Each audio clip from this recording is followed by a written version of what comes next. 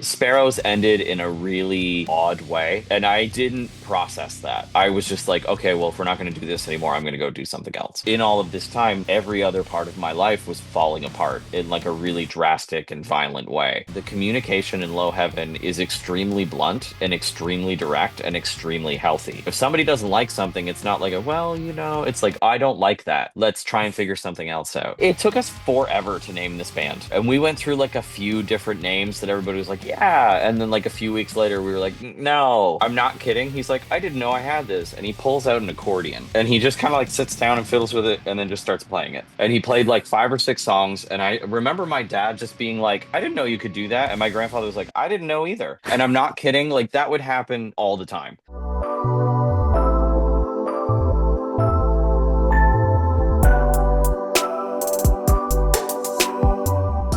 He's a singer and guitarist from a heavy post-hardcore band. They formed in 2020 and are already releasing heavy songs like the single from their upcoming album Ritual Decay coming out August 29th. Dan from Low Heaven, thank you so much for coming on. I appreciate you having me. Yeah, appreciate you taking the time talking to me. We were both kind of in a rush to get here on time, so it looks like we bond over that. But we made it. We're here, and now we can just talk about Low Heaven and this upcoming album and everything. So Happy to dig in. Very excited to dig in. yeah, so like getting right into it because I was excited to like learn more about the band, get to talk to you and really get into it because I like overall as a band, but especially with this album, I read that the music's pretty dark, kind of, and like talking about like whether it's isolation, like kind of an overarching theme of losing faith. Just like tell me what makes you want to like write this kind of project or these kinds of songs. I don't know if it was a want, truthfully. It's funny because in the release of the single and everything, that we've had to kind of all take a little bit of a look backwards and kind of evaluate what was going on there a little bit. Yeah, And the band did start during COVID where we couldn't rehearse together, we couldn't write together. And especially for me, like my life day to day was very isolated. So it was almost a process of just having a goal in mind, having something to work on, more than like trying to set out to write a heavy record or to write like a pretty quiet record or anything. It was just I got to do something. I got to, create something in that sense. And it took us a little while to find our footing, but when we kind of realized what we were onto and like stylistically speaking, where we were headed, it all kind of made sense considering what we were like every human being was going through on the earth, of being really taken out of your day to day, taken out of the life that you had created and forced into this kind of captivity almost, so I think that had a lot more to do with it than setting out to be like this is going to be a heavy band, because I don't think we ever Mikey, Alex, or I ever had that conversation of like what style of band do we want to be. It just created itself. yeah, awesome. And because I mean like you don't have too much music out. You're a relatively new band, but like you have this EP out, and then I think maybe one or two singles, and then like now working up to this album. Where in the process from like starting the band was the idea of this album brought up, or like what was like this really starting idea point of this upcoming album? So Collapse, our EP, and Ritual Decay were actually recorded at the same time. Okay, We did the entire session. I think we ended up recording 14 or 15 songs out of the like 30 some odd demos we had. Um, and we did that all at once. And Collapse kind of became, with the exception of Cancer Sleep, kind of became the songs that we were still quite proud of, but didn't quite fit into what ended up becoming Ritual Decay. And I don't think it was for lack of quality or lack of substance or anything, but especially like the track list of Ritual Decay had been in our heads as like this is the order, like this is we knew kind of coming in that that's what this was going to be. And the other songs, they still fit into that overarching theme. They still fit into the emotions and the turmoil that we were going through, but they had their own vibe that was a little bit more separate than the 10 tracks that ended up being Ritual Decay. And I think that became pretty obvious to us pretty quickly. But they were all written at the same time. They were all written through the same sessions. They all went through like 9 different versions of demos and were torn apart and put back together. It's just sometimes you can hear and feel that something is supposed to be a certain way, and that's the songs on Ritual Decay. Like these songs are the order they're supposed to be in. They're the songs that are supposed to be on this record. It just felt right when we got to the end of everything.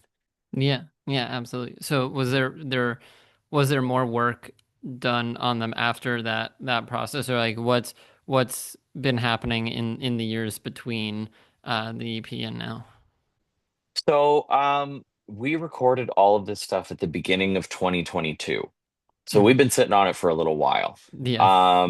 The EP was kind of just something that like we wanted to get our foot out there, get the ball kind of rolling a little bit, and it took off a lot faster than we expected it to. We announced that I think in June, and by October we were doing a full US with Holy Fawn, and we're like out playing like a lot of shows. Yeah. And that's not common for Yeah, like a band definitely. to start. Yeah. I think So, any small band is I think there might be some like that are like proud of you, and then also internally are like, why wasn't that my band? yeah, I'm not gonna count it as like we definitely work very hard, but Yeah, also yeah, yeah, we know how lucky we've been. And so that I think the kind of hustle that came out of the EP really allowed us to take a bit more time to figure out what we wanted to do with Ritual Decay because not only did it, give us the opportunity to really sit with it longer than we already had, but also like let's see how things are working with this. And I think we've gotten to a point where we're all quite comfortable that this is now starting to come out, but having that extra time to kind of come to terms with how dark, how emotional, how raw the record is for us, yeah, and being okay with kind of letting that go was going to take longer than I think we really realized, and that, we got lucky to have that time frame become available to us. Because I think if we had tried to release this, like let's say last year, it would have felt hard. Like it would have felt hard to let go of. It would have felt hard to yeah. like kind of expose those emotions and those feelings and the moods that are all involved in that. And we had like an extra like year and a half, so it's just that much more time to process it and get comfortable and kind of be ready to let it be what it's going to be in the real world. Yeah, no, there's always some added feelings, emotions when it's such a personal record, song, whatever it is. Like whenever the personal feelings and experiences get involved in music, it's that much harder to put out and like feels like such a bigger thing than any other releases. And it sounds like you also were just taking some time doing shows and probably getting some experience in that. Tell me about like that live experience, what you learned from it, and just everything like that. I mean, we all came from other bands to differing degrees. I spent a lot of time in another band touring a lot, like doing a lot of shows and a lot of time in the van. And I think the one thing that COVID probably inadvertently taught us was to kind of slow down a little bit, but it also taught me specifically like how important that is to my well-being. Playing shows, getting out and doing those things, and like putting something out there that you care about, that you are invested in making sure it's a good show, like it's a good this, it's a good that. Having a break from that really did put the rose-colored glasses back on. But in getting back to touring and playing shows and doing all of this, it's the good stuff definitely really outweighs the bad. Like we were on tour in October, leaving a show. in Charlotte, North Carolina. Like we're still kind of in the city proper, and a deer came out of nowhere and just smashed into us. And in, let's say, pre-COVID life, that would have been an ordeal and a half. And for us, like we ended up on the side of the highway. Thankfully, the other band that we were on tour with, this band called God's Eyes, one of their dudes was a mechanic, so he was able to help us like get stuff like Yeah. our bumper was Yeah, really yeah, rammed he in and knew some. what to do. Exactly. But by the time the next morning came up, we were all like back to like, okay, we got to figure this problem out so we can get going. And, you can get kind of, for lack of a better term, jaded from the grind of what that is. But I think to me, as much as it like the stress is there and the negativity can be there, at the end of the day, it is part of what goes on. And that's I think what came to realize a lot more. Like we got it on the road pretty quickly, we got playing shows pretty quickly, we got tours pretty quickly, and it's a lot of hard work, but also there's a lot of joy and a lot of just like self value in the process of that. And I think that definitely has become apparent to everybody in the band that tours is just like this is important. We've got to do this well, but we've also got to do it to the caliber that we believe that we can, whether that's volume or whatever it is. And bringing these songs to life in a live setting is I kind of think what we really need to do now, is get out there and fucking hammer it, Yeah, yeah, definitely. And because I was gonna eventually bring up your time in Sparrows was the band, right? And talk Yes. about like because it seems whether it's the pandemic, this previous band, or maybe even like a combo of the two, what that like slowing down mentality you said, or like taking a moment, did you make an effort to bring that into low heaven and everything like that, or what is something you learned from previous bands and experiences that you brought into low heaven? Very, very truthfully, I came kicking and screaming into the lockdowns, and Sparrows ended in a really odd way.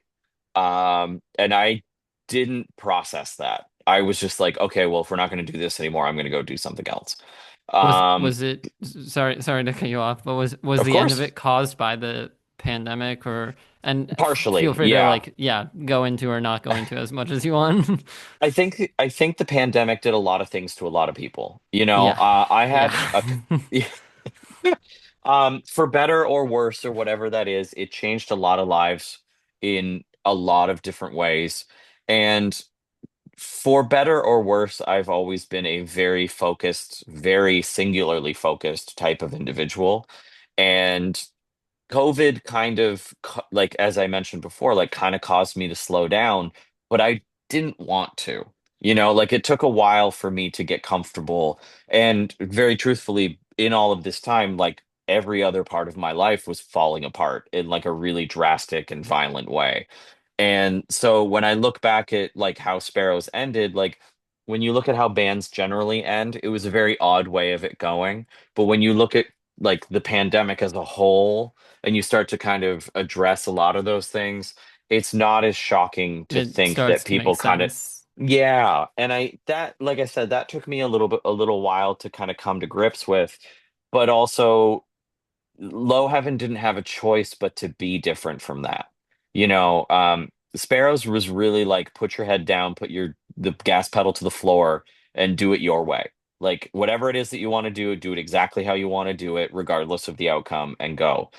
With Low Heaven, that attitude is definitely still there between the guys that are in the band. But at the same time, we've learned against our will that having some patience and having some time and giving it the opportunity to do it what it's going to do is just better off for everybody. So I wouldn't necessarily say I specifically have like changed my thought process on how things worked. I would say that I've kind of molded by experience to be in a Yeah. different position and I just look at things differently now. Like there's definitely still times to put the fucking hammer down, but there's also times to like take a moment and think like, are we doing the right thing? Is this the right representation, what we're after? Are we being as honest and open with our fans and with the people that are out there? as we should be, let's take a moment to think about that. Let's take a moment to realize that. And it all, like, it really all manifested from writing songs separately and sending demos back and forth. And then when we were lucky enough to get together, in brief moments during the pandemic at our rehearsal space would be like talking about ideas and working stuff out, and then back to, being solitary and creating these things. And I don't think that a lot of us are going to get that experience again, but that's really drilled in there now. I don't think low heaven exists without this kind of thought process anymore because it's Mhm. just what we know now. Yeah. Yeah. And well, and I think there's you did it kind of out of necessity, it seems like with the pandemic, but I'm like hopefully there's some good that can come out of it because I know like for myself and some other people they're like more solo creatives or like individual creatives, and then once they have something they're proud of can bring that to people versus like Hmm. starting something from scratch with people. Like at least for me it's a lot easier to like let me do this on my own, get it to like a certain rough draft or a place, and then I can show you and get feedback from there. So yeah, I think hopefully that helped. And then if it was this kind of like gray area middle ground during the pandemic, is there a moment that you kind of like quote unquote officially like started low heaven, or like what was the moment that you like came up with a name, called it a band, like was what, or was there a moment like that even? So when we like physically got together the first time, um, it was me and Alex, who was the last guitar player in Sparrows with me, um, Mikey, and a gentleman by the name of Neil, who were coming from a different band. Um, it was never a like I said, we didn't have an intention on how it was going to sound or anything. And it was the first time in a really long time that I was coming into a different kind of musical environment. Because as we were just saying, like being solo and doing that sort of thing, Sparrows was not like a solo, like I'm going to write all the songs and you're going to play this how Yeah. it works. Especially for what I would call like the more productive years. There was definitely like a core 3 to 4 of us that were like very working well together, but it generally was my kind of overarching idea. I not to say that I got final say, but I was very like direct in my vision for things, whereas Low Heaven kind of figured itself out. And it was definitely because of the fact that again, not only did we not have any choice but to like sit at home and fucking write, but like I had no choice but to send a demo to Mikey and then wait for him to critique it, which is not something that I would have ever been comfortable doing, or vice versa. And a byproduct of that is that the communication in Low Heaven is extremely blunt and extremely direct and extremely healthy. If somebody doesn't like something, it's not like well, it's like I don't like that, let's try and figure something else out. And I think that's I think that's amazing. Like I that's yeah, such a no, I wonderful agree. thing. Like I'm the kind of person that like really appreciates and wants to be direct Yeah, because I don't want you to like try to like subtly or softly say something and it go over my head or I don't get it. And it's like you exactly. sometimes you need that to be like, no, change this, and then you're like, okay, I will change that. Thank you. That's exactly it. And I think we really work well to each other's strengths. Again, having years of being able to work together, even though it doesn't seem like it's been years, you really get to know your counterparts. And that's I think we got to this point as quickly as we did because there was definitely a focus on not wasting time on something that somebody didn't like, or not wasting time trying to figure out how to communicate. And that's definitely a big part of it. I kind of forgot what the question originally was, but we kind No, of no ended up worries. there. So, Just talking about like the actual like formation oh, the of low heaven. formation. If there was any single moment, which there's, it's also fine if there's not. So Well, it took us forever to name this band, like forever. And we went through like a few different names that everybody was like, yeah. And then like a few weeks later, we were like, no, like, and it sounds really dumb, but this is probably the name that we all hated the least. It's not like anybody was like, "Yes, this is it," Yeah. which I think is kind of fair for band names. But speaking for myself, it really didn't feel real until we left Toronto to drive down to New Jersey to start recording. That's when I was like, "Okay, we're doing something." Like you have to Because settle on a name. that, yeah, but also just like settle on being comfortable with the fact of this is what we've created, you know? Mhm. And like I've kind of touched on a little bit already, like there's a lot going into this for us. There was a lot tied into it. And so, you know, kind of naming it was in essence like the last part that made sense, but you know, we're going to the studio, we're making the real versions of these songs. We're making the lyrics the real version of these lyrics. And um that was I think that was like the real point of like we're a band now. Like regardless of what's going on, this band is now a real thing.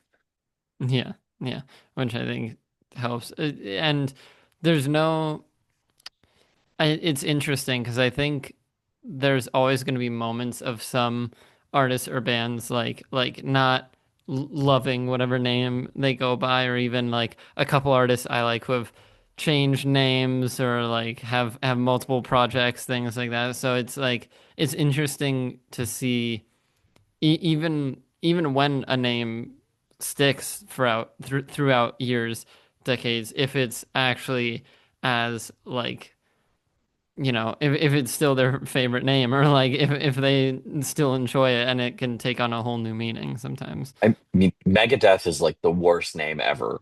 Like, let's be honest, that's a terrible band name. Imagine Slayer makes sense, you know? but like imagine, yeah, imagine like if like Megadeth was starting now and it was like they just had demos or like going in to do like a debut EP and Yeah. Megadeth was was the name. I think we've moved past that era of naming. Like let's get Mhm. a I mean, we're getting creative with spelling and stuff now, which is kind of cool, but Yeah, and I I think I there's a just whole, sorry, go ahead. no, no, no, I think we were both going to agree on the same point of like there's this whole world of possibilities on this now because all the Yeah. basics have been taken. Like you can't call your band the band. Like that's done already. But You can't name it after Chicago. and even like newer things of like special characters, uppercase, lowercase, like Yeah. it's a whole world. And I mean, did that's another thing when you were coming up with or came up with the name Low Heaven, like was it conscious or like specifically lowercase, or was it more just like tossing names out and that came later? I always saw it that way. I for, I get a very visual idea of the things that I like. Again, being a very singularly focused person, I spend a lot of time, regardless of whether I actually mean to or not, like thinking about things and coming up with different ideas. And I kind of, in the back of my head, knew that that's how I wanted things to be approached. I don't think I ever really broached it with the band until we got to the point of doing, like the layouts for the EP and starting to come up with some merch and things like that. And we got very lucky with being able to like kind of narrow our focus down pretty quickly. But I also think that it gives a bit of a different vibe, like almost like a 90s basement like screamo band vibe, which is not what we're doing. So, we're pulling a little bit from a genre that we don't exactly exist in, but to give the opportunity of something feeling a little bit more disjointed, if that makes sense. Um, and I also just aesthetically like it. There are a lot of bands that have spent a lot of time like fine tuning their look, and I think that's a beautiful, beautiful thing. Like Poison the Well is a perfect example of that. That kind of cursive-y looking, you know who that is without really having to look at it. Or like we toured with Holy Fawn, and they have like a just a beautiful way of doing a lot of their stuff, and it's the same Yeah. thing. You see it, you know it's them, and I felt like that was a good way. And I think the boys kind of agreed with me for their own reasons of like, let's do something a little left of center, but it does encapsulate this kind of disjointed thing where when you see it, you don't exactly know what you're getting out of it. Yeah. And I think to your point, there are bands. I'm relatively new to like learning about and listening to the metal scene, metal bands, but like already there are some metal bands that like have such a unique, crazy like spelling or logo, but gotten to the point that like you see it on a poster and even if it's not that legible, like you just know who it is and you can like piece it together from there. My friends that are kind of in that like deathcore, death metal world, they, I feel like they have kind of like an elevated step up because there are so many of those kind of crazy logos that are just subtly different. And they're so dialed in that they can tell all the differences between it. And I think that's a really beautiful thing. Yeah. Like you're in touch with this so much that like you're able to kind of like, for lack of a See better those term, minor details. yeah, decode the language, you know what I mean? And I think that's really cool. And I think that they're like different genres have different ways of doing all of this stuff.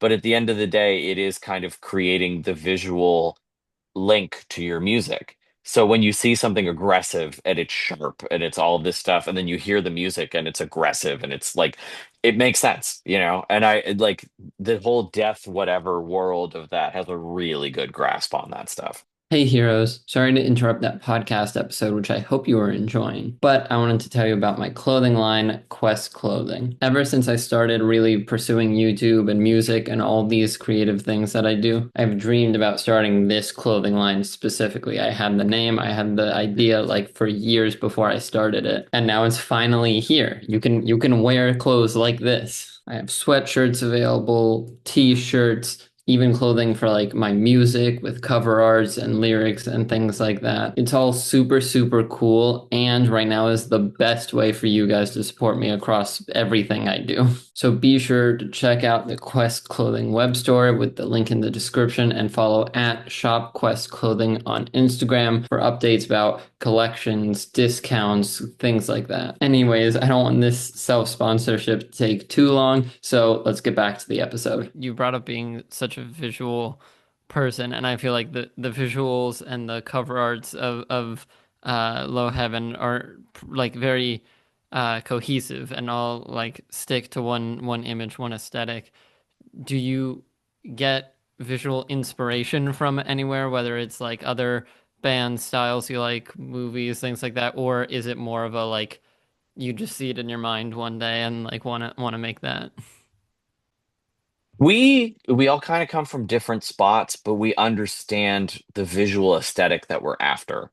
So Mikey's a big like idea guy. He'll just throw stuff at the wall, like, hey, this could be cool, this could be cool, this could be cool. But also we take a lot of leanings from the lyrics in the songs and the visual imagery or the imagery that comes from the music from our perspective on stuff. So a lot of it for us comes out of doing kind of like anti-religious based stuff or really like anti overall, I don't want to say establishment because that's not the right thing, but just like politically leaning, but in kind of like a very backhanded sort of way. We're all pretty anti-religion in general, so that definitely does flood into stuff. But also, I think that the visuals that go along with that stuff are just very beautiful, you know? Yeah. And so there's a lot to work with within there. But we've also been really lucky to work with some really great people. Joel, who did the record layout for Ritual Decay, is like a one of a kind artist. He is unbelievable. Working with him is such a pleasure, but it's also like we know that if we give him an idea, he's going to come up with his version of it and we're going to fucking love it because we just love what he does. And working through the different processes of trying to figure out what we wanted to do for the album artwork, he gave us like 12 different ideas to kind of wade our way through. And it was all kind of different. And then when we figured out like, okay, we like this and this and this, then he came back and it was like, okay, here's a few other options within that world. And that's like he's unbelievable. Like I can't say enough wonderful things about this person. But also I think that's what you get when you're mixing artists of different formats that have the same kind of um like they come from the same place. A very honest, a very Yeah. creative, a very driven perspective. And that's where I think we get lucky as well, is that when we're working with people, we are kind of coming together with those types of people. And then, we're using each other's art to expand on what's going on there. But Yeah. we definitely have like we have a list of things that are no's as well, of like we're never going to do that. But we very much have a grasp on what we think visually fits with what our art and what our music has to offer. Yeah. If you're willing to share, and there's no need to, but what are some of those no's from the band? Um, Um, and or it's we can just it's move on. Like there's truly no need to You're bring never them gonna up. see like a hardcore shirt where there's like lyrics and a photo of a mosh pit. You know what I mean? That's Yeah. that's not our world at all. And I think that if we did a shirt like that, people that are into our band would be like, "What the fuck are you guys doing?" But that's one that we all necessarily joke about, but it's all like we're all kind of fans of those shirts, but we know we can't pull it off. You know what I mean? Hmm. So, like Mikey is a massive Misery Signals fan. That's the type of band that can pull off that kind of shirt because they could take a photo from like 2003 or a photo from their last show and it still works. And we're not that type of band. We're more of the like, sort of thing. Yeah. So, Yeah. um, yeah, but I think like we know the boundaries we want to work within, and that just makes it easier. Yeah. That's great. And so I'm curious, like with br- having all this time before the album comes out, fine tuning it and everything. It was interesting to me seeing that this latest single, Chemical Pattern, is like it's. I mean, I'll say properly capitalized versus like everything from the EP being all lowercase. What was the decision making process to slightly like change it up for the lead single and rather than keep the all lowercase look? That was actually a Joel thing. When we came down to like the final kind of, for lack of a better term, cuts with our layout, the way that he had kind of stylized stuff, I think it made sense to go to a capitalization format. Um, the big thing for the EP and then moving to the LP is we wanted to establish like a specific vibe, but we always want to be able to grow that. So we knew going into Ritual Decay that we weren't going to do the same type of artwork as the EP. We weren't going to do some of the same visuals because we wanted something a bit bigger scope, a bit Hmm. more encompassing because the EP really was, and I think still is, um, like a sample size, So we have this beautiful photo that our friend Riley took, the layout that goes along with it. It all has a very specific feel to it, but the EP is also the exposure point. With Ritual Decay, now we're kind of, for lack of a better term, doubling down. But we're giving the art a bit more space to do its thing, and then we are giving the music a bit more space to do its thing. So there was a bit more flexibility. Now you're never going to see low heaven in capitals. Like that's just it's not going to happen. And I'm sure that you've already kind of noticed that that's what's going on with that. But I think it fit the style of what we were trying to do, and it really addresses well the continuity between the entire design of the record. Yeah. Does that mean the next record we won't go back to all lowercase? Like it's possible, but it's got to make sense for what everything looks like. Yeah, you won't And really I know until you have the next record. Exactly. But the things that we've established that we believe are essential to the look and the aesthetic of the band, that's not going to change. So it is kind of, a little bit of an artistic choice. It's a little bit of a vibe choice, but like I said, we have the freedom to do what we need to. Yeah, which is great, and I mean it is also kind of a cool way to differentiate like the album and the EP for now, and everything like that. And so just going forward a bit more into the live shows, which we were talking about coming up this summer in July. You have a couple shows going on, and I'd have to check back, but I think it's basically a week or a week of like basically daily shows. Yes. When which is Yeah. funny when we were just talking about like slowing down and like not pushing yourself to the limit on the road, but like with this run of shows that grind and kind of condensed schedule, what are you looking for in general with that run of shows before the album release? I think it's an opportunity for us to, try out some of the new stuff live, which is we haven't played any of the new songs live yet. Like in all Hmm. the shows that we've done a little bit of like hinting at some stuff that we've been working on. But like it's not like we started trying out Chemical Pattern, 6 months before it came out, sort of thing. Yeah.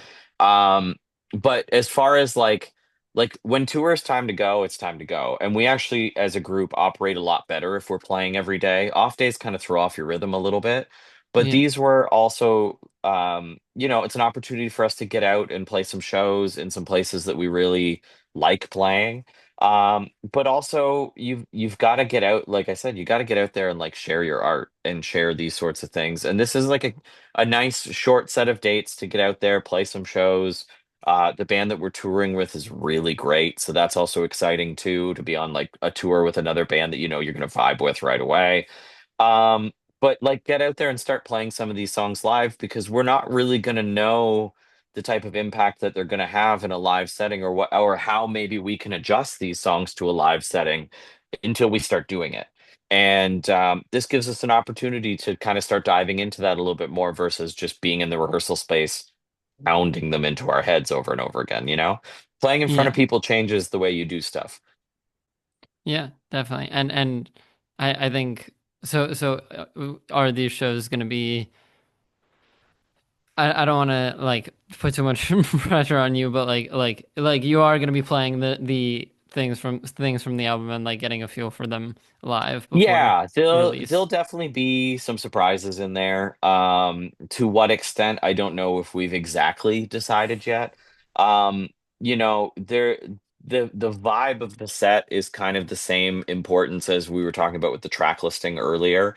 Like it's very cognizantly important to us to make sure that our set has a specific feel to it, has a specific thing that is kind of dictated by the tour that we're doing or what we're supporting or whatever's going on.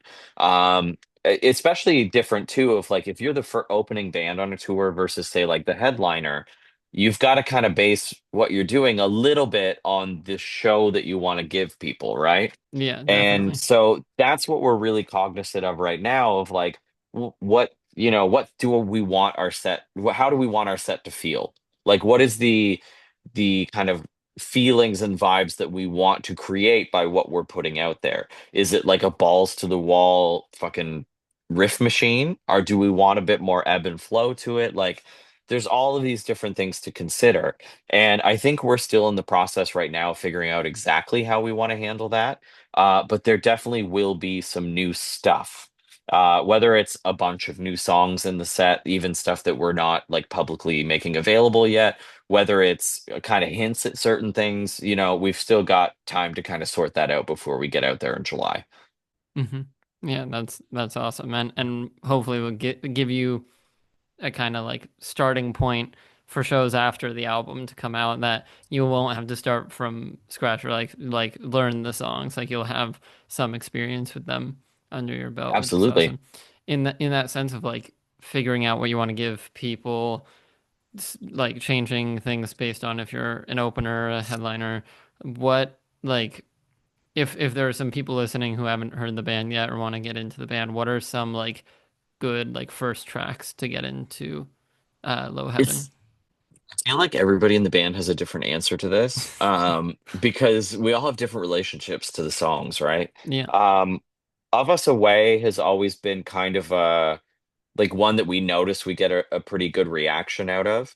And that's, it's played its way into something that we really love to play because we've got a lot of different weird things that we do all in one song. Um, I think I'm more excited about starting to play some of the new stuff because, inserting this song into the set changes the entire mood of what's going on. So Hmm. even if we were playing the exact same set we played, through the fall of last year, but there's one song different, this song creates an entire different vibe to that. And even the So order of songs can change that. exactly. So I'm getting excited about that and the freedom that that allows to kind of jiggle things around a little bit and try some different dynamics. And I think that that's especially people that are coming who have seen us before or seen us a few times, that's what's going to be the different show because you're going to get something in a different place or a different song that than you would expect to say like open the set or whatever it is, and it's just starting things off in a very different manner. It's dumb as it sounds. It's almost like if you started the book in the middle, you kind of don't know where it's going, and you Yeah, can do that over and over and over again. I'm going to start on page 20. I'm going to start page 120. It's not your beginning is and middle and end is all relative to where you start with it. So, yeah, and that's I think how we look at that. And we'll get to a point where we'll kind of bicker about it as a band, and then it'll get sorted out, and then we'll have what that is for us to present for however long we're going to play that set. yeah. And it's like one of those kind of like choose your own adventure, like butterfly effect, like decision making books or Butterfly video Effect's a games or good whatnot. Like reference. like Yeah. like you can if you've been to a low heaven show before, you can go to this one and it'll be different. And then maybe some other one, even if it's the same set list as another one, there's some X factor that changes the vibe of the show or like yeah, so it's never like exactly the same twice, which is awesome. Like I love those kinds of books, yes, but like also for me, like video games, like I don't know how much of a gamer play, how much you play, but like games like I'm trying to think of a couple, like Until Dawn, The Quarry, things like this, where with like so many different endings or like your decisions change what happens. Like I could get obsessed and just like go through every ending possible, and because I want to see all the different vibes and places that story or that game can take me. And it's probably the same with Low Heaven, where like you can do so many things for your fans or like bring them so many places. Um so really the message is just go to as many Low Heaven shows as possible, get all the tickets. I would say yes, but like go to every show. Like go to, I mean, Yeah, not every show, but go to shows because there's a bunch of bands where I've seen them play kind of the same set, but in a different spot, and the energy is different every single show. yeah, So you definitely. don't, sometimes you're feeding off things and stuff gets carried away to the point where you're fucking throwing guitars and shit goes crazy. And then there's other times where you can tell like the crowd is intense, so you're getting an intense show. You know what I mean? Yeah, And I feel like that has a part to play in it sometimes too, where you don't get to dictate that. It's the environment dictates that. yeah, But definitely. yeah, I'm with you. I mean, live music is just so important to me. So there's that whole other side. But the comparison to video games you make is absolutely like it's perfect, like exactly what you mean. I'm a horrific gamer, but I 100% understand like Okay, what you're okay. talking. It takes me very long. It took me no, 6 months to beat Cyberpunk. Okay, I am that's not that's good. that's fine. I still haven't played Cyberpunk, so you're ahead Oh, of really? me. Okay. You're ahead of me. Yeah, no, I'm very like I don't know what I think I'm very particular, I'll say, with the games I play. It's like for a long time it was really like I had the games I played and that was and I would keep up with like some general gaming news, big releases, but I wouldn't always play them all.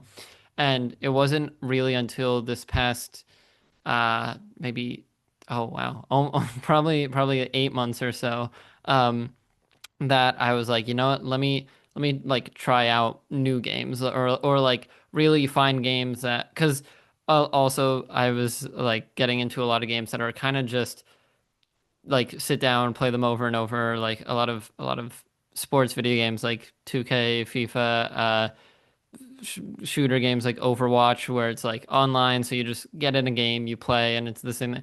And now I've gotten a lot more into like games with a story mode or a campaign, and like just Hmm. like getting in, playing through, move on. What's the next game I can play through, and like treating them sometimes almost like watching a movie. Like I want like I was like thinking back on it, and like I don't. I mean, there's obviously a couple I think for everyone, but like most movies, I don't keep coming back to all the time or watch over and over and over again. Like I'll watch it once, I'll be like, that was a good time, and then another movie is going to You come move out on. Yeah. that I want to go see. And so I'm starting to treat it a bit more like that. And also with kind of jumping around, I'm very locked in. All of a sudden I have these stints sometimes where I'll just like lock in on a game for a long time on end. So right now I'm locked back into a GTA 5 with all Okay. the hype of GTA 6 coming out. I was like, Yeah, I remember when was like super into Five and I played it a bit and I was like, I see why I was super into it. I want to get back into it again. No, that But totally I get like that with records. I will listen to hmm one record hmm on borderline repeat for like 6, 7 weeks sometimes. I don't mean to do it. It's just something that It's I come back to, you yeah. know? And sometimes it's something new. Like I'll hear something, I'm like really into this and I'll listen to it into the ground.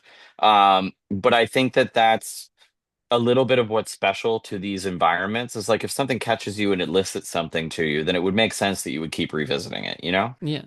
And that's part of the reason why I love like long drives, plane flights, like anything like that, because that's those are now the only times that I'm like listening through records like start to finish. And there's especially for records that I love, there's something so special about that or so awesome about it. That I think hopefully, or I think everyone has one record, whether they've heard it or not yet, like has one record that they would always come back to if Yeah. they could. Yeah. Um, Moments in time, you know? yeah, yeah, yeah. Are you a music artist looking to get your songs on Spotify, Apple Music, and basically every other streaming platform?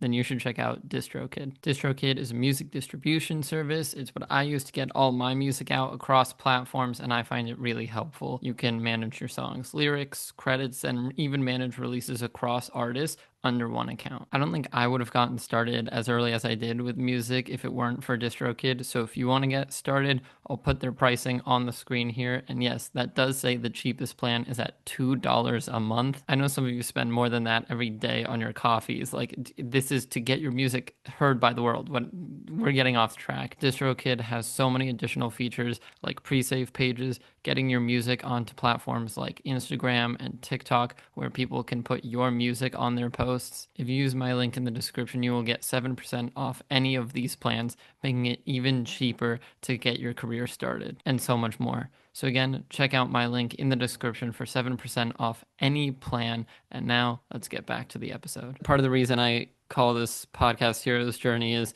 like the kind of story arc of Hero's Journey of like character development, things like that. And so I make an effort to like get to know the people behind the band. Like we've talked a big amount about like the music, all these classic questions of like new releases, things like that. But just like for you, Dan, behind the band, like what got you into music in the first place, or was there a moment that you think you really like fell in love with music? So I grew up pretty surrounded. My grandfather could play fucking anything, like to an almost intimidating degree. Yeah, I have one specific memory, especially where we were in their basement of their house. I was maybe like 11, and I'm not kidding. He's like, "Oh, I didn't know I had this," and he pulls out an accordion and he just kind of like sits down and fiddles with it and then just starts playing it. And he played like 5 or 6 songs. And I remember my dad just being like, I didn't know you could do that. And my grandfather was like, I didn't know either. And I'm not kidding. Like that would happen all the time. Now, his main instrument was violin, but he could fucking figure anything out. And I found that fascinating hmm because like as a little kid, you're kind of learning your way, you're doing all this stuff. And the idea that someone could just like grasp like something like that and just be like, oh, I can figure this out. And I consider myself a little bit lucky because I do think, not to his extent, but that was kind of passed down to me. Because when I started learning how to play guitar, I took lessons for a little bit. It didn't really catch. The guy kind of freaked me out. But I started learning how to play guitar by listening to the radio and like figuring it out. yeah, And I think, that really helped with my ear. I'm very good at translating the thing I hear in my head into my hands, which is great. But that, like, discovering that I was able to do that sort of thing was a very freeing moment of like, oh, I don't need somebody else in order to do this. I can do this myself. Um, that being said, it was always kind of like a hobby to me in a roundabout way. When I was younger, I played in like little bands and stuff. I played in one that sounded like Rancid, and I played with, like as you do, whatever yeah, band you're into when you're like 14, 15, 16, whatever. And then when I was 17, some friends and I drove up to Kingston, Ontario, which is about 45 minutes from where I grew up. Like I live in Toronto now, but I grew up about two Got hours it. east of Toronto. And we drove up to see this band called Monine, which I don't know, like in my era, they were very like niche cool. They did end up becoming pretty big, but we went to see them in this place called Clark's Hall, which is on the campus of the university that's there. It held like maybe 60 people, and there was easily 100 people in there. It was fucking rammed. But we went up mostly to hang out, and because we were fans of a couple of the other bands that Monine was on the same label of. So we're like, oh, this will be good, whatever. And at the end of the first song of their set, they had tore down the drop ceiling in the venue. Like somebody's guitar went through the roof and the whole thing came down. And it was absolute chaos. Everybody in that room, with the exception of me and my three friends, knew every word of everything that was going on. And it like changed my whole life. Like I'm not joking when I say this. Like I drove everybody up there. I drove home thinking like, how do I do that? And my Yeah. brain never stopped thinking like that. Like nothing else mattered after that, which to the chagrin of my parents. Like, I didn't go to school and I didn't do whatever, and I worked every minimum wage job you can possibly have because I wanted to go on tour and I wanted to do that and I wanted to play music all day, every day, forever. And I still use that show as my gauge of whether or not something is good because it changed my DNA. Like it changed every way that I thought about something. And I've been lucky in life to actually become friends with the guys in that band. And like, Sparrows got to do some stuff with one of the guys in the band and we did some records together. And like that was a very like big deal for me as a person. But also like that moment changed everything. And it's why I think live music is so important to me, like even I now. yeah, I But didn't want to go all psychiatrist on you, but that's what I was gonna get no, into because I 100%. know like I'm a huge so I grew up in Los Angeles and I'm a huge like Kobe Bryant fan, but also just like basketball fan. So I forget genuinely if it was him or some other player. It might have also been similar to a more recent player, maybe Anthony Edwards, but um or I don't know, some NBA player I heard talking and was talking about like when they went to a game when they were a kid. Like they're I think Mhm. someone like brought them to a game and they were watching and they saw their like favorite player play in person and was like the kind like your exact situation was like I want to do that and like work to get into the NBA, become a basketball player, all these things. And Yeah. then if it was for Kobe Bryant, I think the connection was that's what made him so strong or want to work through like so many injuries was that he didn't want like another kid like that to come see Kobe Bryant play their favorite player and like for an injury or whatever reason he doesn't play. Like he wants to be out there as much as possible because like any given night, any given game or show, like there could be someone in the crowd that gets that experience and it's like I want to do that. Yeah, I don't know. Do you Like, I have think, that want of like is it you want to do that so you're doing shows for that or do you have the thought of like maybe someone goes to a low heaven show and gets that experience? I think it's probably both. Hmm. I get a kick out of seeing kids at shows. Like, we played a show last year in Utica, New York, random little Hmm. place. Not only is there a lot of really good bands kind of like brewing under the surface there, but also this show was in like a theater. It started like 3 o'clock in the afternoon. Like it was really random. Like we were Yeah, at Taco Bell at 9 p.m. getting ready to drive home.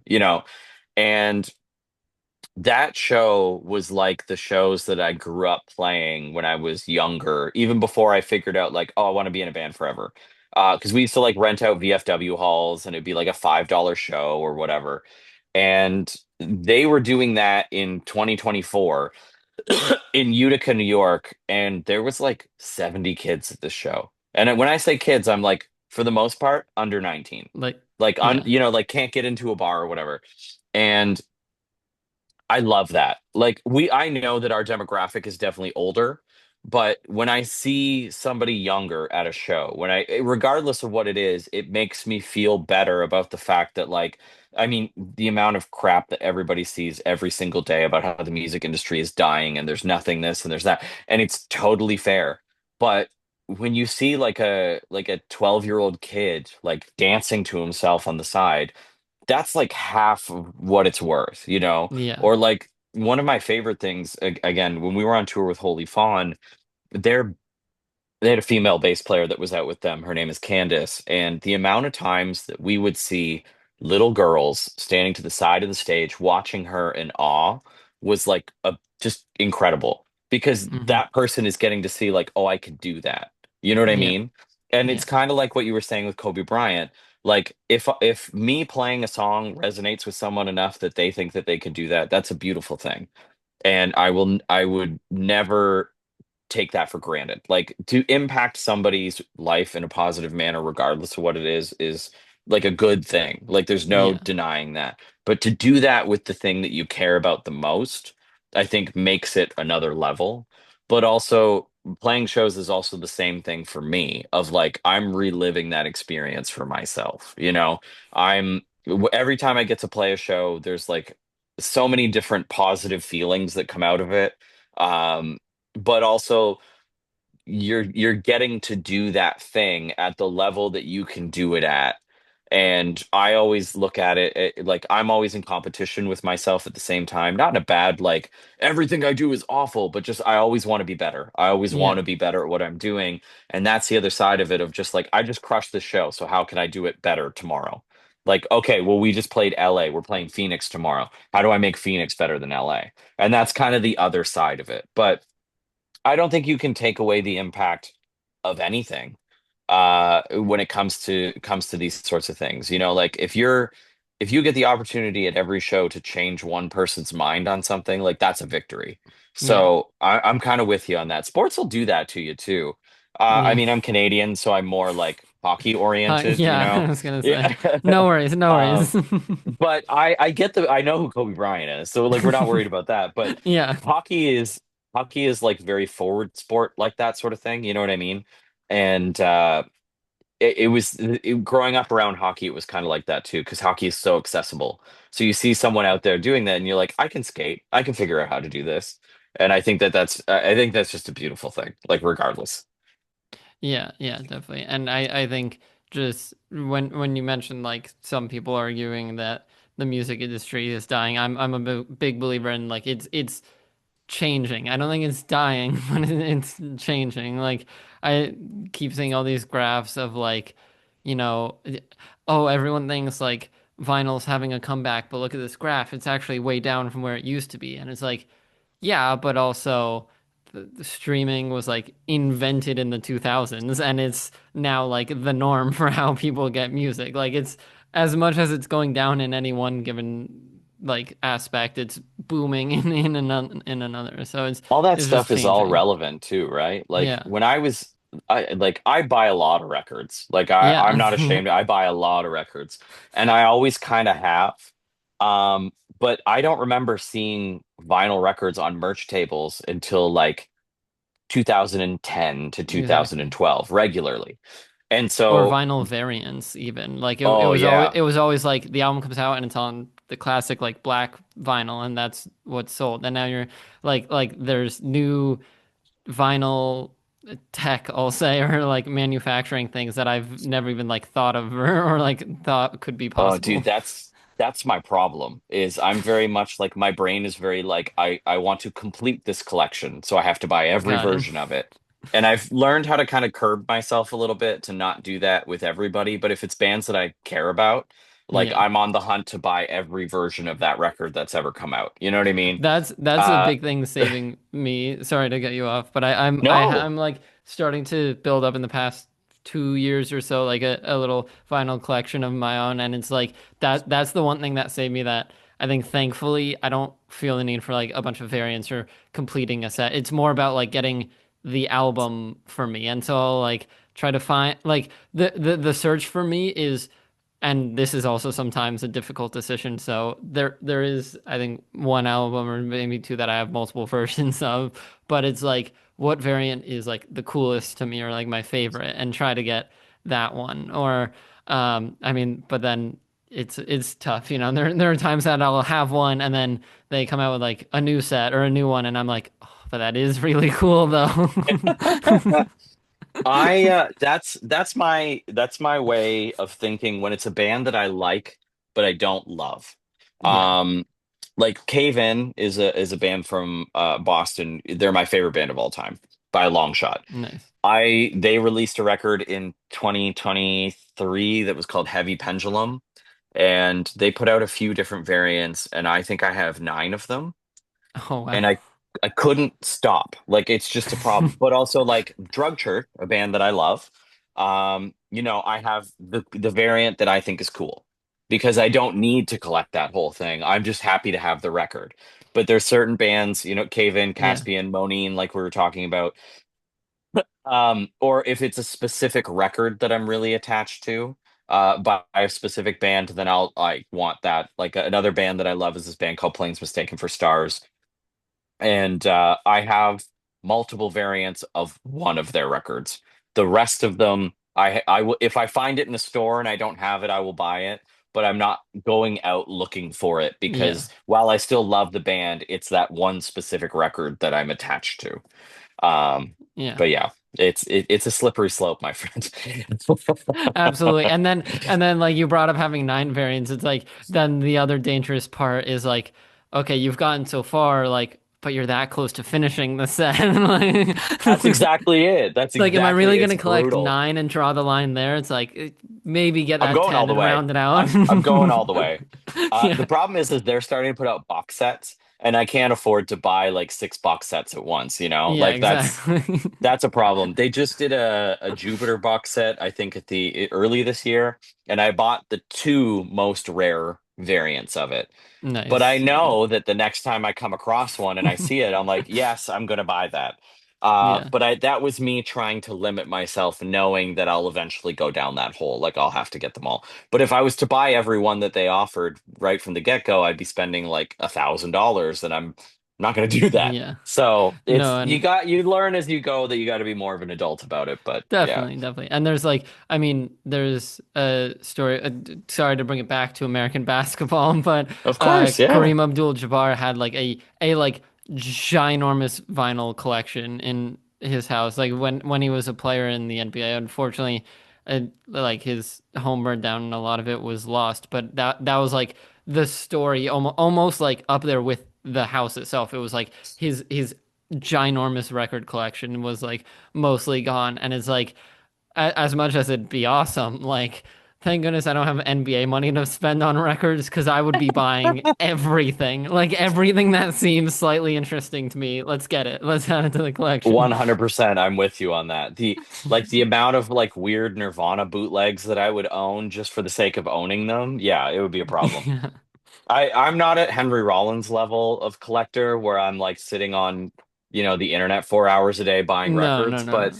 I feel Yeah. like if I got more money, I would be very dangerously in that position very quickly. So Yeah. Yeah. let's hope I don't make a lot of money, I guess. I don't know. Low Heaven should take off, but like not to too much of a degree. Not too much, not too Yeah. much. I just so I can afford a sandwich every We day want to or stay something. humble, you know? Yeah. Awesome.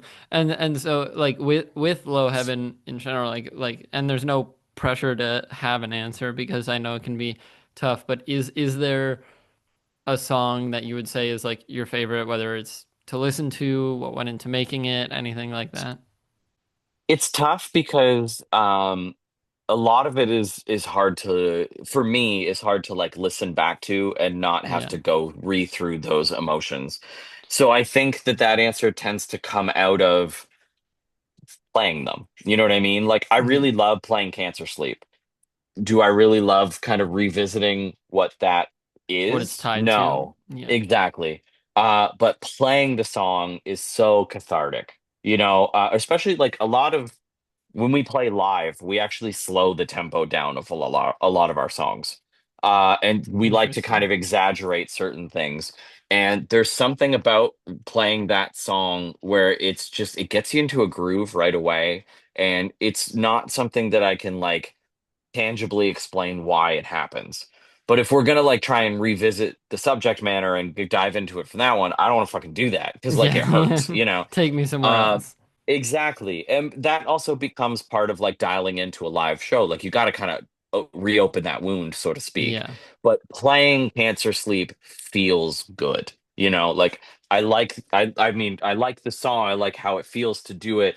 I like the attainability of it, and I like when it kind of comes in and you can see it punch people in the face. You know what I mean?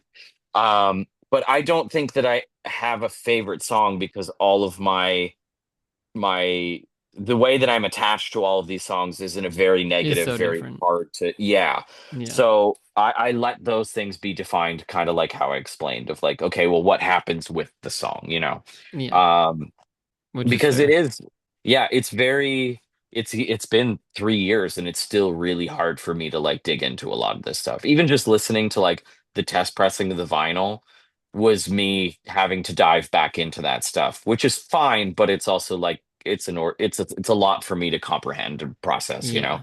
Yeah. And I mean, it's like especially with this band, but just in general, like music can be so emotional and like tied to Hmm. emotion. I remember I didn't really get that when I was younger and I'd see like videos of like bands or artists like performing whatever their like emotional hit is and like crying when the crowd sings it back. And I was like, okay, that's interesting, whatever like they would do it. And then I remember especially the first time, but now like there's a couple songs that even just like listening to, I'm like fighting off tears, and I was like, okay, I get it now. I get it now. Like this cannot be easy to play live.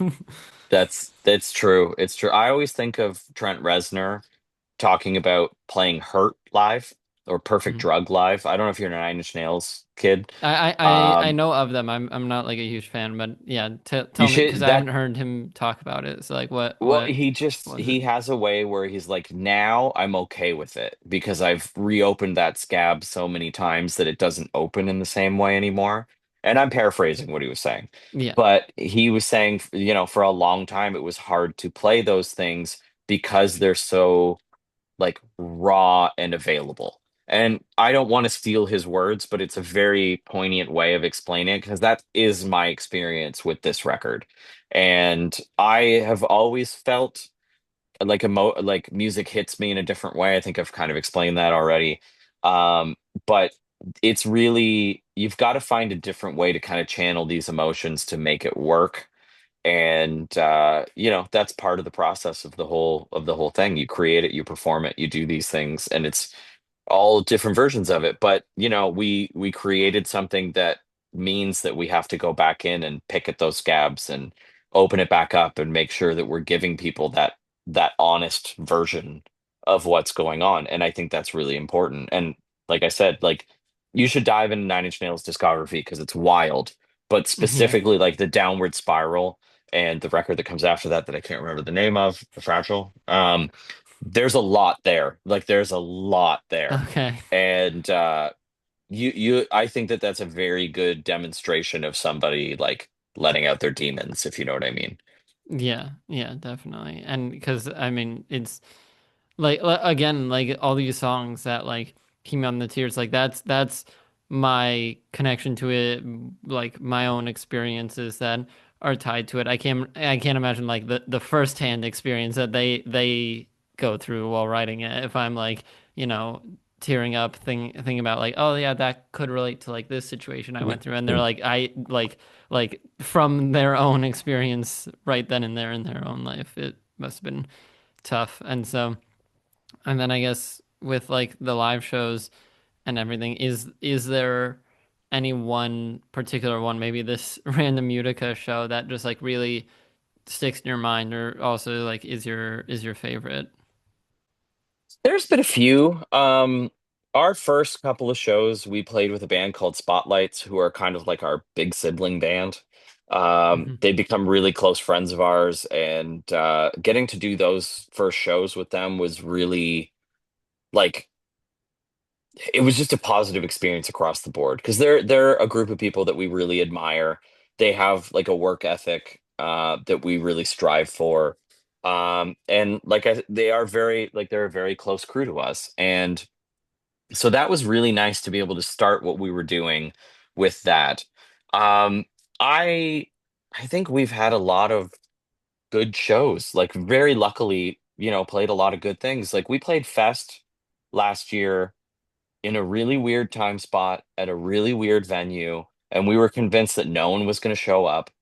And it was like pretty packed with people that were intently watching, like they Hmm. were paying attention. They weren't just there or whatever. And that was like a really validating feeling because Fest is a wild, crazy gong show where you're just trying to make schedules work. And the fact that and we had other bands throughout the weekend saying, like, hey, make sure you go check these guys out. Like, that was a really validating experience, but also we got to see the camaraderie that comes from doing some of these things. We met some really great people while we were there. We got to see a lot of really great bands, which is enjoyable because sometimes when you play festivals, you don't get to see fucking anything. Um, but that was a really wonderful experience in a way where we were ready to like play to nobody and like really just know like, we're still growing, we're still figuring these things out. And it was the exact opposite of just like, oh, this is A possible, pleasant surprise. Like people Yeah. did show up. Exactly. And I mean, it felt the same way on the Holy Fawn tour. Like every night that I think for probably the first, maybe, actually, probably the whole tour, every time we would get ready to go up, we'd be like, there's not going to be anybody here. Like, no one cares about seeing the opening band. They're all going to show up for the headliner. And like, that was a really great tour with very different bands all playing together. And we're just like, they're not going to show up for us. And, we were playing to crowds most nights that were bigger than we even thought would ever take an interest in us. And it would kept Yeah. happening over and over and over again, where again, the same sort of thing, like it was validating, but it was also then become the challenge of like, okay, now we need to like show them that they showed up for a reason kind Yeah. of thing. So I think, we've been really lucky to have a lot of experiences like that and really look at like not one show was any better than the other. They've all been kind of positives, but we also just kind of take the seat of like if we show up to a show and five people paid, five people deserve the show. Yeah. Five people deserve that Whether performance. it's 500, 5,000, like you gotta play Exactly. the same, bring all of the energy. And that's really how we look at it. So if something works out on top of that, like it's amazing and it's really validating and it makes us feel really good. But, if you're going to show up in the middle of South Carolina and like you're 45 minutes off the freeway and you're going to come see us play, you're still going to get that show. We're not going to phone it in because there's like five people there. And I Yeah. think we take more pride and more joy out of the fact that that's how we look at stuff. Yeah, that was a whole moment. I pretty recently talked to, I don't know if you know, an Australian band called King Parrot, and their No. singer come on the show, and they had an amazing experience to do a couple US shows with Pantera as the headliner. So in like Wow. huge, massive arenas, Yeah. especially, and they were talking about like, we're an opener on this tour, we're an opener on this tour, blah blah blah, and then like play an arena one night, and that's like the amount, or if not more, people than they would play to on one of their tours in total. And they were like, okay, we should put some more weight behind these shows and like really, really bring our best to it. And like it takes that moment for it to click and be like, oh, like even like or opener on like massive shows is still a lot of people. Like openers are not like a given or like a constant no matter the size. Like you're still playing massive historic venues, and so you're Oh still yeah, getting all those eyes on you. absolutely. That's an opportunity you kill for. Yeah. So I'm curious because so far, Low Heaven has been a lot of like uh solo stuff within the band, not like one person, but that do you see any like collaborations happening down the road? I'm curious because you are writing usually about such like personal, hard to touch on topics. So is it going to be more self-contained, or do you see yourself doing some collaborations with people? I'm kind of curious, honestly, because we've had a couple of other people enter this band that weren't necessarily here for the writing. Pat, Got it. our guitar player, that tours with us is, like a day-to-day member of the band because he is a big part of like the touring aspect of stuff, but we haven't written with him. So I'm curious how that stuff is going to go. I think we've pretty much established a good idea of what the identity of this band is from a musical standpoint. So kind of pushing the boundaries of what that is going to be interesting. Not to say that like all of a sudden we're going to turn into a ska band because that sounds like a nightmare. But like we do a certain thing. So trying to grow that and make like the heavier parts heavier and the prettier parts prettier and playing with the dynamics so they're a little more drastic and things like that is probably where we're headed. But I'm also curious to see if the difference in how this goes, like, are we all writing in one room together? Are we going to go back to demoing the way that we did, where like, we're coming up with ideas and sending things around and kind of going along with that, and then bringing it to a room after the fact? Like, I don't exactly know what that looks like. And I think that we're going to figure out what is going to be comfortable for us when that time comes. Because we've got a Yeah. while before we're going to be working on new material, because this material that we've been sitting on is going to be new to everybody else, by the end of August. And Yeah. we've had it done for so long that it's done.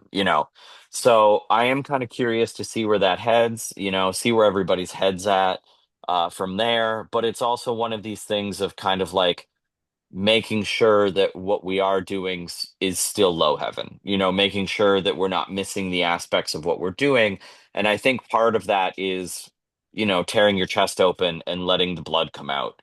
And that's an aspect that's not going to go anywhere because we still have that core value and that core crew that's going to treat it like that. So there's a lot of curiosity. There's a lot of, you know, just unsure of how that's going to play out. But at the end of the day, we know who we are and we know what we do. So it's going to be hopefully a better version of that continuing Yeah. going forward. Because I think that's the long-term goal, is to be able to do this band as long as we can, but continue to create the disruption in our life to continue to create in that way. And Yeah. I think we've set a pretty hard blueprint for that.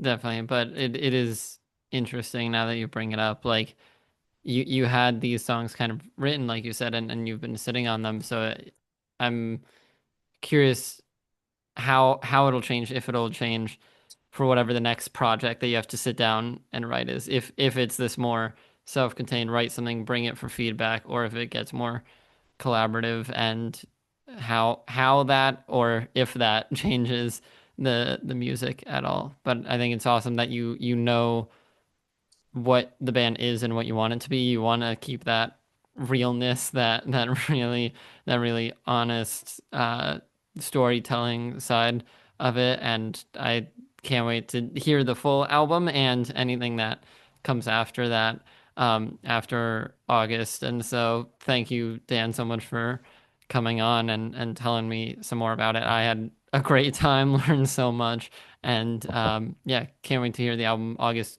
23rd, right? Yeah, 29th, August 29th. 29th. Got it. Got Yeah. it. Okay. 29th. I knew it was in the 20th somewhere. And then yeah, and anything that comes after. Thanks for coming on, and yeah, if there's anything else you want to shout out, feel free to do that now.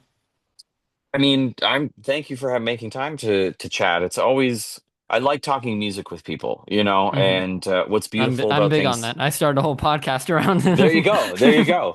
But also what's great about that is like you're sharing moments with people, which again, I think during COVID that disappeared for a lot of things. And I can't talk for everybody, but I think that my life post COVID has less of that.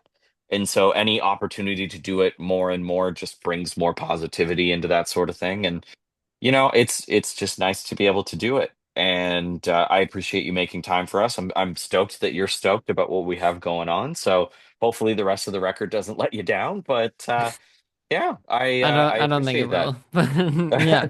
Well, Yeah. thank you. I hope you're right. Yeah, I'll keep in touch and everything beyond this. Stay listening, keeping up with you guys. So, yeah, I think that's a great place to end it. Thank you very much, man. I appreciate you.